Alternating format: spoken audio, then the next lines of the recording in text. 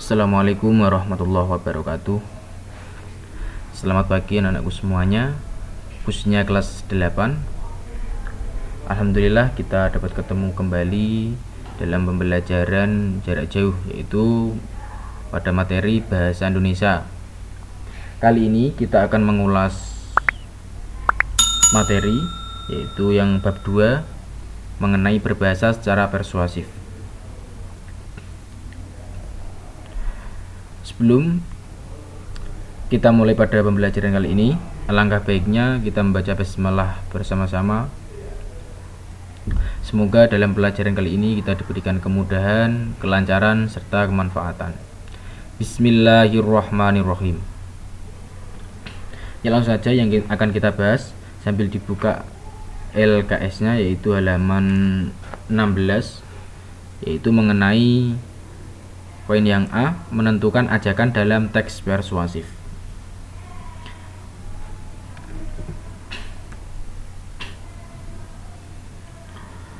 Persuasif merupakan salah satu strategi yang dapat digunakan agar pesan yang disampaikan dapat mengerti dan dipercayai oleh orang lain. Teks persuasif, ini kalian harus bisa menyimak, soalnya sudah Bapak terangkan sebelumnya di pertemuan yang sebelumnya atau yang kemarin.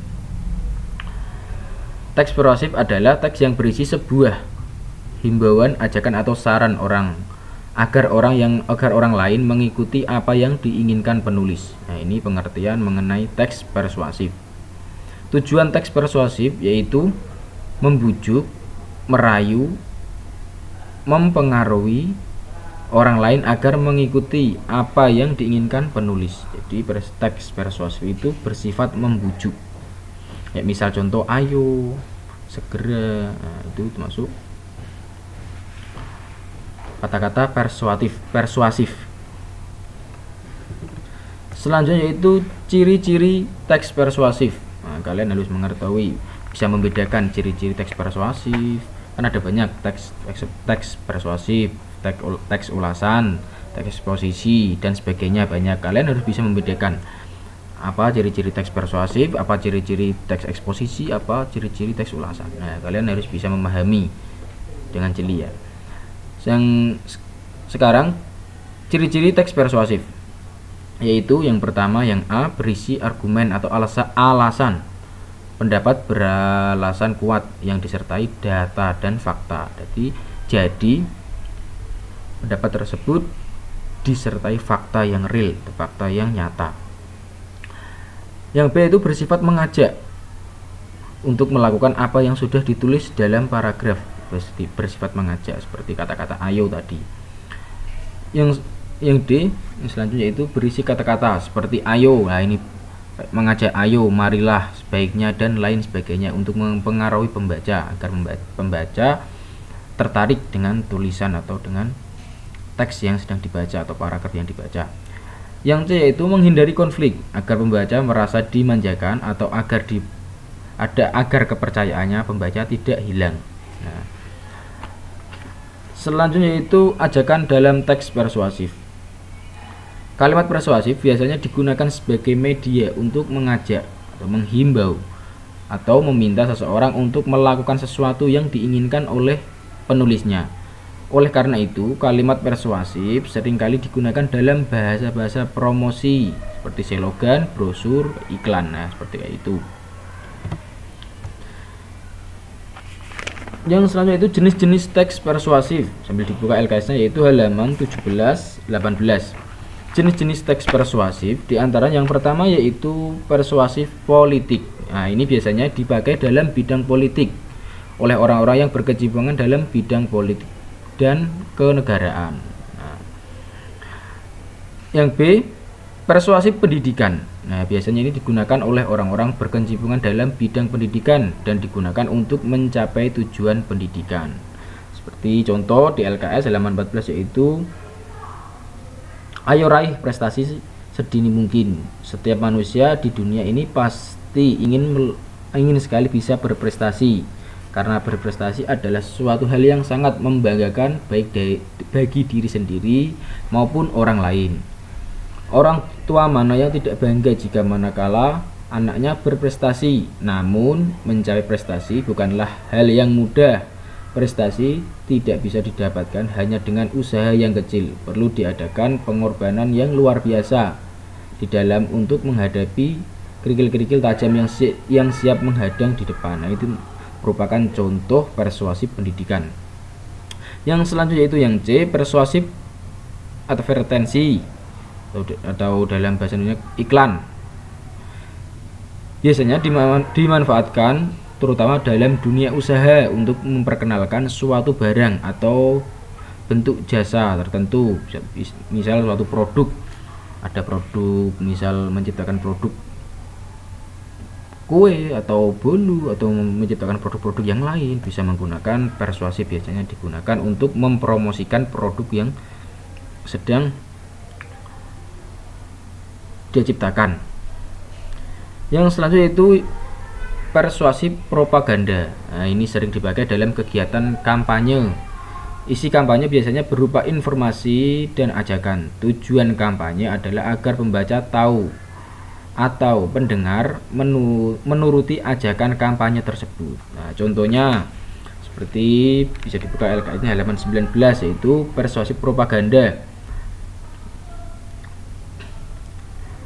Marilah kembali ke hakikat manusia. Smartphone, slogan itulah yang tepat untuk menggambarkan keadaan manusia sekarang ini.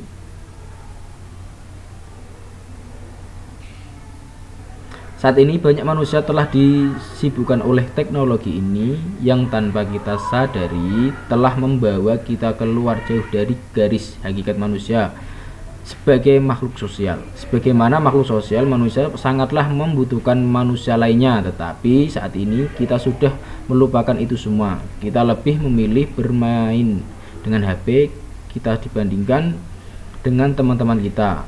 Kita lebih memilih bertanya dengan HP kita daripada bertanya dengan seseorang di sekitar. Kita lebih memilih berinteraksi di dunia maya daripada berinteraksi dengan orang-orang baru yang ada di sekitar kita. Itu merupakan contoh kalimat atau paragraf persuasif propaganda. Selanjutnya yaitu menyimpulkan isi teks persuasif, yaitu yang poin yang B. Dalam sebuah kalimat persuasif dibutuhkan kata-kata yang mempunyai sifat persuasif. Tujuan utama dari adanya kalimat persuasif adalah agar target terbujuk dan tertarik mengikuti apa yang ingin disampaikan oleh penulis. Kalimat persuasif menjadi berhasil jika target dan tujuan yang ditetapkan telah tercapai dan mencapai terwujud atau terbujuk. Yang pertama yaitu simpulan isi teks persuasif. Sesuai dengan tujuan paragraf persuasif yakni yaitu untuk mengajak atau mempengaruhi pembacanya pendengar, maka jelas sudah bagaimana penulis harus mampu membawa pembaca untuk melakukan sesuatu hal yang telah membaca atau mendengar apa yang telah ditulis atau diucapkan. Ya, langkah-langkah menyimpulkan teks persuasif berikut yaitu yang pertama yaitu membaca dengan penuh konsentrasi. Setelah kalian membaca teks persuasif dengan penuh konsentrasi, paham apa isinya teks persuasi, kemudian memperhatikan kata-kata kunci yang ada di dalam paragraf atau teks tersebut. Setelah memperhatikan kata kunci, mengetahui, kemudian mencatat kalimat-kalimat penting. Supaya kalian, apa sih tujuannya untuk mencatat kalimat-kalimat penting, yaitu untuk supaya kalian tidak lupa kalimat yang perlu ditulis atau yang perlu disimpulkan dalam paragraf tersebut atau kalimat tersebut. Setelah kalian menyimpulkan atau setelah kalian mencatat kalimat penting, kemudian menyusun catatan yang telah dibuat. Nah, dirangkai menjadi sebuah menyimpulkan, dalam menyimpul jadi diringkas supaya lebih pendek atau lebih sedikit kata-katanya. Yang selanjutnya yaitu menelaah struktur dan kaidah kebahasaan teks persuasif.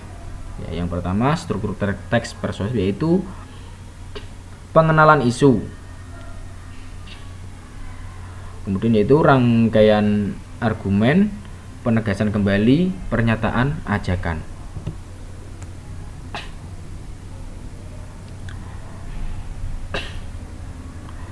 Yang selanjutnya yaitu kaidah kebahasaan teks persuasif. Yang pertama, kata teknis atau peristilahan, gabungan kata yang cermat mengungkapkan makna, konsep, proses, keadaan, atau sifat khas dalam bidang tertentu. Menggunakan konjungsi, yaitu penghubung kata penghubung, fungsinya untuk menghubungkan antar klausa, antar kalimat, dan antar paragraf.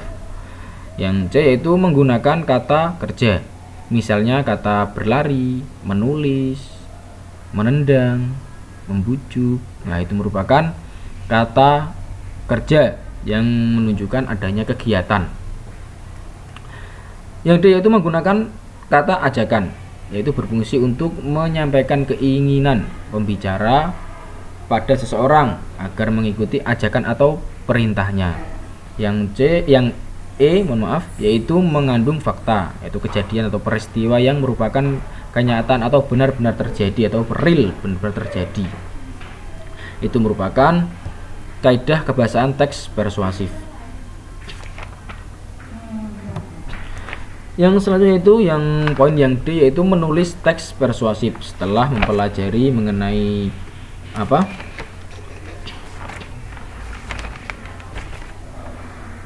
menelaah struktur, menyimpulkan isi teks persuasif. Yang selanjutnya yaitu yang terakhir yang akan kita bahas yaitu menulis teks persuasif. Yang pertama yaitu menyiapkan bujukan atau ajakan. Kalimat bujukan dapat disebut sebagai kalimat ajakan. Kalimat ajakan termasuk kalimat persuasif. Berikut contoh kalimat bujukan ya. Ayo lestarikan hutan kita. Ya, kata ayo itu merupakan kata untuk membujuk atau mengajak. Mari simaklah penjelasan gurumu. Nah, ini merupakan kata persuasif. Sayangilah teman-temanmu. Ini merupakan contoh kalimat persuasif. Masih banyak lagi di luar sana yang termasuk contoh atau kalimat persuasif. Yang kedua yaitu memperhatikan struktur dan kaidah persuasif. Nah, langkah-langkah yang perlu diperhatikan untuk membuat paragraf persuasif yaitu struktur, supaya nanti dalam penulisan tidak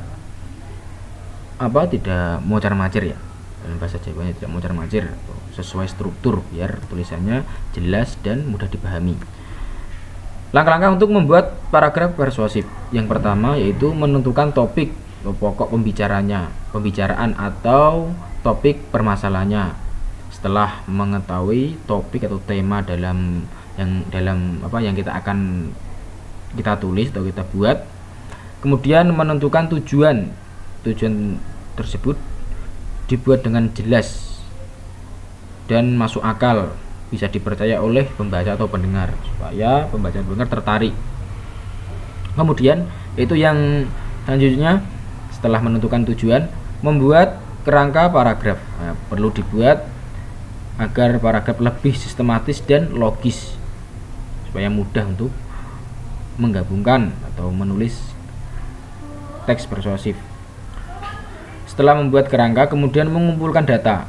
Data dicari semaksimal mungkin untuk supaya tidak merekayasa. Nah, data dicari semaksimal mungkin dan jangan direkayasa. Jadi benar-benar berdasarkan fakta atau real terjadi. Kemudian setelah mengumpulkan data yaitu menyusun, yang terakhir menyusun paragraf. Gunakan pemilihan kata yang baik agar mudah meyakinkan para pembaca maupun pendengar, supaya tertarik dengan bujukan atau tertarik dengan teks persuasif yang sedang kita buat. Selanjutnya yaitu latihan soal. Nah, ini kita sudah mengulas pada materi pembelajaran bab 2 kali ini, yaitu mengenai berbahasa secara persuasif. Setelah kita mengulas, Bapak kasih soal, yaitu buka LKS, yaitu latihan soal, buka LKS halaman 27, yang remedi nomor 1 sampai nomor 5. Dikerjakan dengan baik-baik, dengan sungguh-sungguh. Semoga pertemuan kali ini kita diberikan kemanfaatan. Terima kasih. sebelum Bapak menutup pada pembelajaran kali ini, kalian bisa membaca LKS-nya mulai dari bab 1 untuk mempelajari LKS-nya, mulai dari bab 1 sampai bab 2 untuk menghadapi ujian PTS, yaitu penilaian tengah semester. Saya akhiri, terima kasih. Assalamualaikum warahmatullahi wabarakatuh.